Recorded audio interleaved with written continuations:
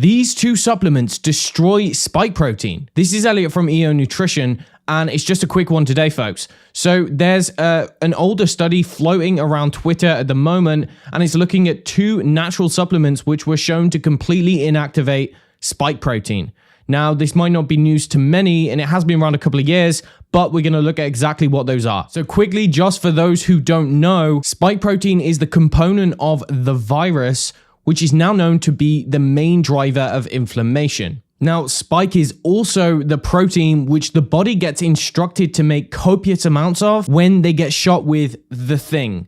And you know what I'm talking about. And exactly how long the body makes spike protein for after being shot with the thing, well, no one really knows, but it seems to be a long time. And as you probably already know, spike protein is thought to be one of the main things responsible for triggering many of the adverse events associated with the thing, ranging from thickening of the blood, vascular inflammation, neuroinflammation, and other cardiac events. Spike protein sticking around the body for a long period of time is also thought to drive long haul syndrome, which even a few years on, many people are still dealing with whether they got the thing or not. Therefore, finding ways to get rid of, inactivate, or destroy spike protein could potentially be super helpful in anyone suffering long-term adverse events. And that brings us to this study circulating on Twitter, which is titled, "The combination of bromelain and acetylcysteine synergistically inactivates SARS-CoV-2. For those unaware, bromelain is an enzyme found in pineapple, and NAC is an amino acid, both of which can be obtained in supplemental form. Looking at exactly what this paper said, recombinant spike and envelope SARS-CoV-2 proteins were disrupted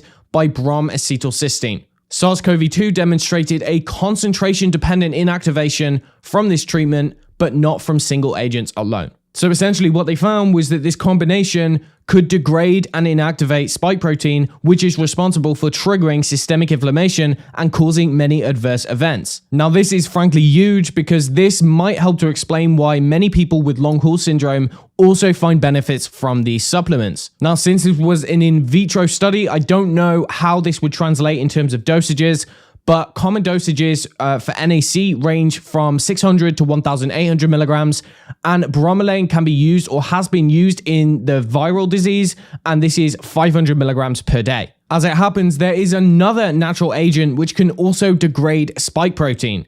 This is a different enzyme produced by certain bacteria known as Nattokinase. A recent study in the summer of 2022 was titled "Degradative Effects of Nattokinase on Spike Protein of SARS-CoV-2. They go on to say, "In this study, we examined the effect of nattokinase on the spike protein of this virus.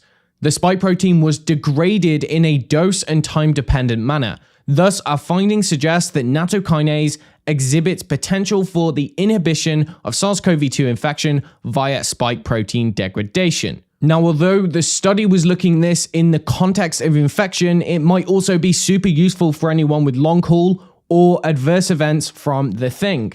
It turns out nattokinase is a super useful proteolytic enzyme, which can also prevent clotting and vascular complications and has been used for lots of other kinds of problems. As for the dose of nattokinase, I'm not sure exactly how much one would need. There's lots of different doses available. What I do know is that there's many practitioners using this for long haul syndrome. What's also important is using an enteric form because it can be destroyed by the stomach acid. So to round up, if I personally had the thing, I would certainly be looking to take these three supplements.